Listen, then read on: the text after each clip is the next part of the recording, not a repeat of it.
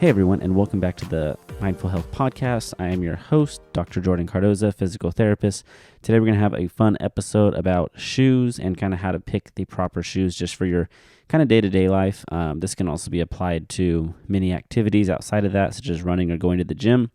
There will be a slight difference if it's more for performance-based, such as like soccer cleats or maybe basketball shoes.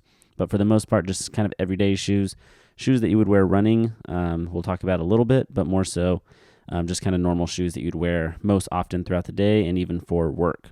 We're going to talk about kind of what to look for in a great shoe and kind of how that differs from typical modern shoes that you may experience. So first off, we're going to talk about the shape of the shoe.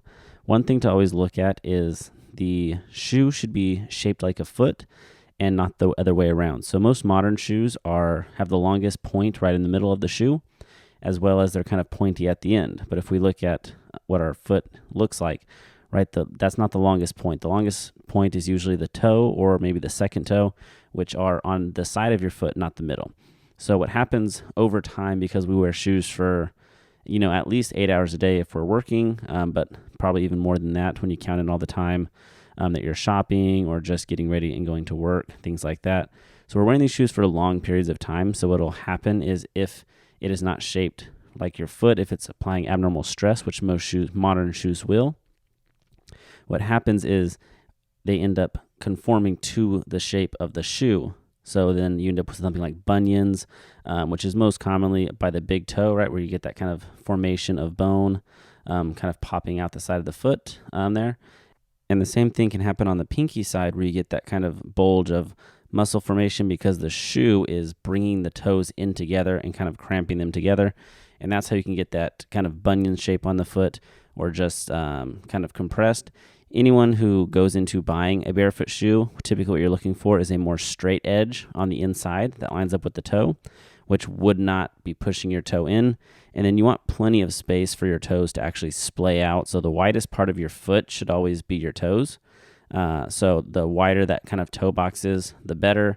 And I know there's shoes out there that are like modern shoes that'll say like wide toe box, but generally they still have the odd shape, a lot of them, of kind of pointed.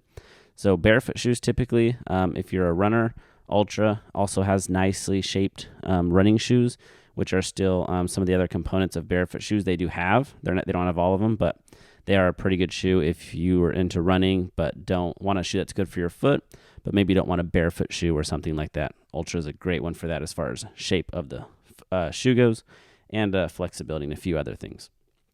But that's kind of it for the shape. What you want is a nice wide toe box and kind of more straight along the toe. Basically, if it looks like your foot when you're barefoot, that's what you want to look for, unless you already have some of that deformation, those bunions, something like that. Then obviously you'd want to kind of look for a different shoe because wearing the current shoes that you have are what resulted in the issue in the beginning. But the good thing is some of that may be irreversible, possibly depending on the severity, but lots of times you can reverse that just by wearing proper shoes, maybe getting some toe spreaders, working on your toe mobility, and you can correct a lot of that, which is a good thing. The next thing we're going to talk about is rigidity. So basically how much that shoe will bend. A barefoot shoe, which is what I prefer for all activities, what you consider a barefoot shoe, has a very thin sole, so maybe only 5 to 10 millimeters thick.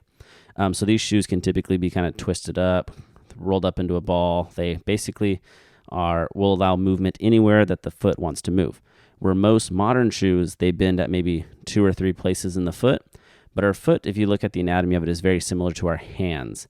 Obviously different, but very similar as far as the bones involved and things like that.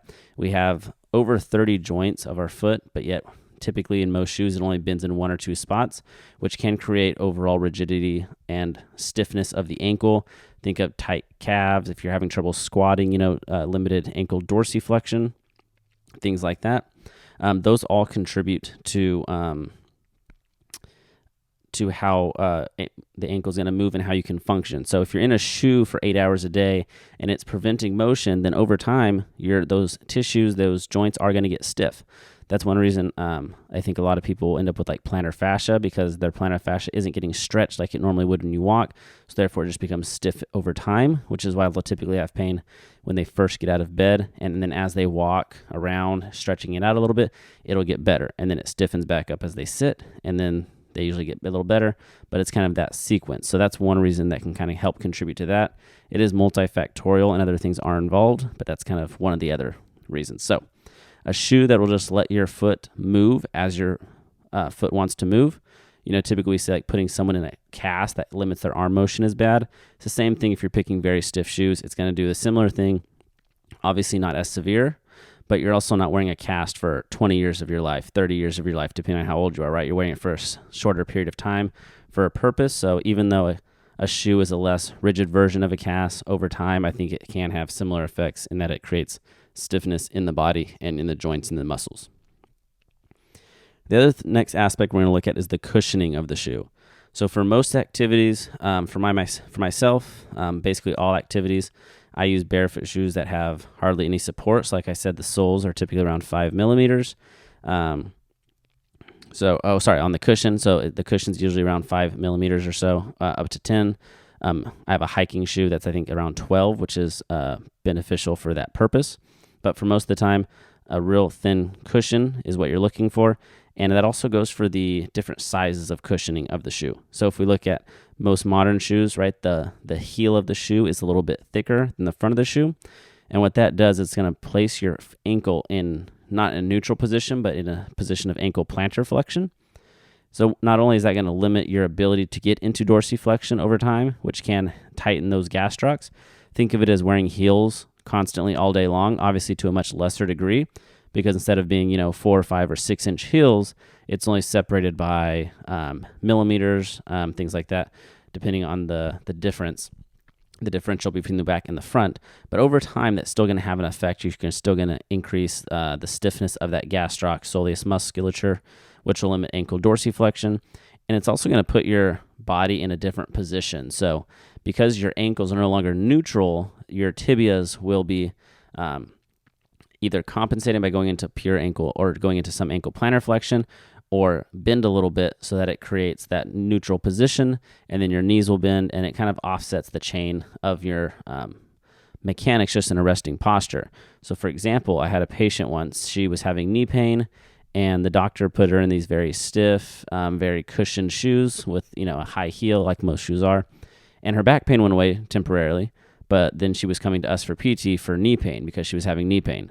So as we were talking, we discovered that she started having knee pain as soon as she started wearing these shoes.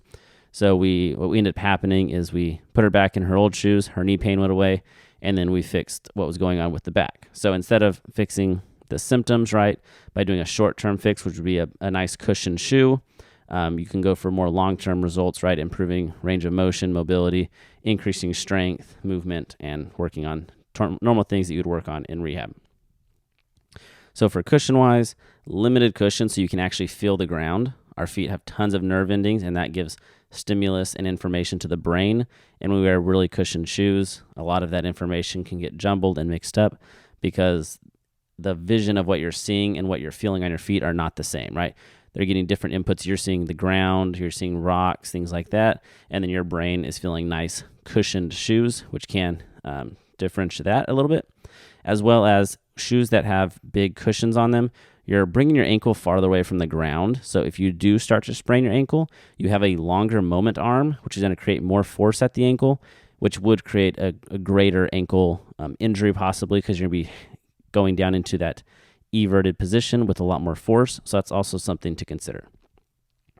The last area that we're going to be looking at is support. So most barefoot shoes have limited to no arch support in them because a big purpose of barefoot shoes is relying on your own musculature of your feet to support your body like they're supposed to. Your foot has arches. There's bones, ligaments, and muscles that are there to support that arch and work with that.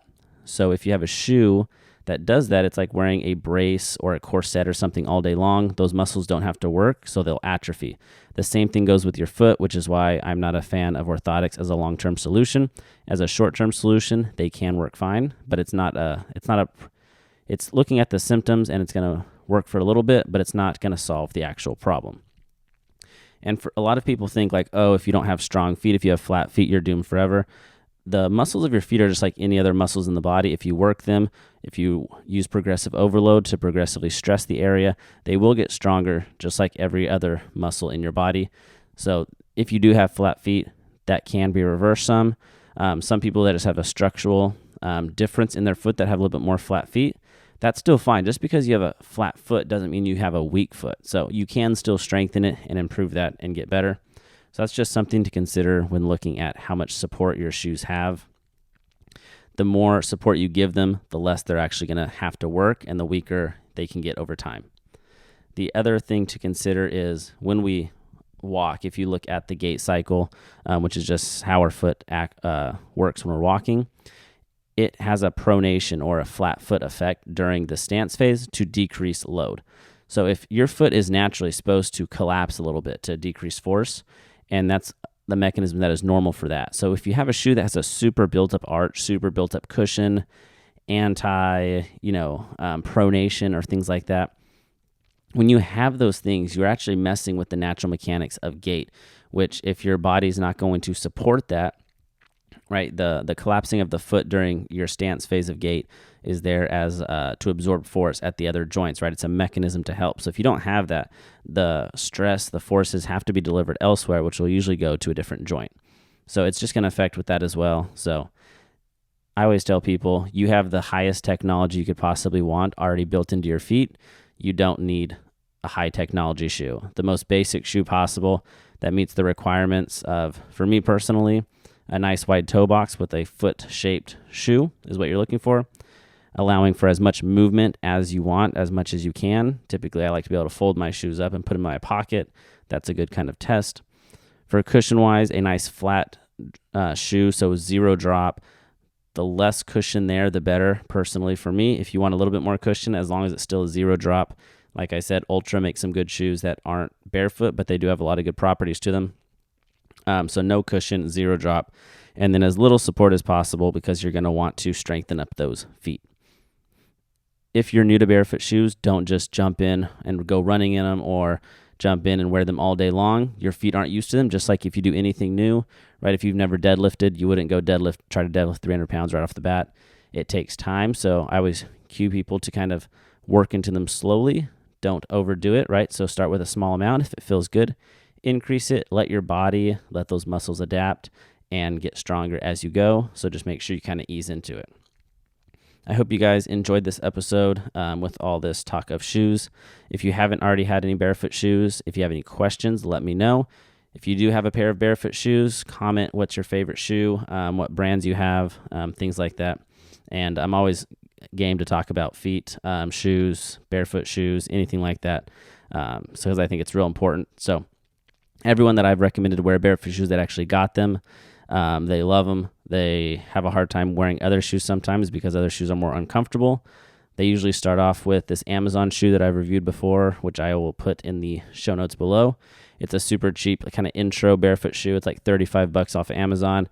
It's durable. It lasts a long time, and they have a lot of different styles. So that's what I always recommend people if they're a little worried, don't want to spend a lot of money. But other than that, I will see you guys next time, and let me know if you have any questions.